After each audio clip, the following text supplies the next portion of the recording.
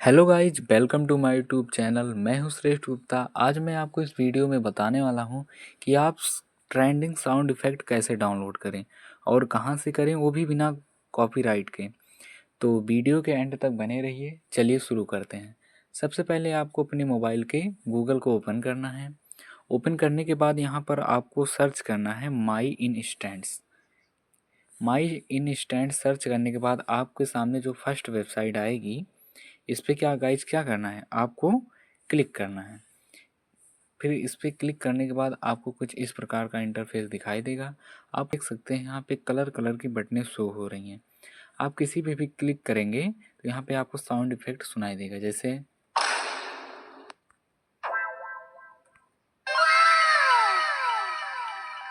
तो गाइज आप देख सकते हैं, आप किसी भी बटन पे क्लिक करेंगे आपको साउंड इफेक्ट यहाँ पे सुनाई देगा।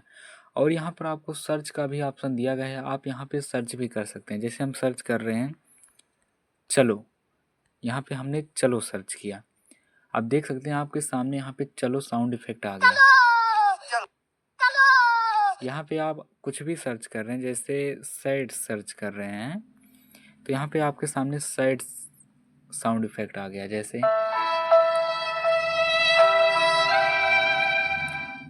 आप कुछ भी सर्च कर सकते हैं। जैसे हम यहाँ पे ट्रेंडिंग साउंड इफेक्ट सर्च कर रहे हैं तो आप देख सकते हैं यहाँ पे ट्रेंडिंग साउंड इफेक्ट आ गए।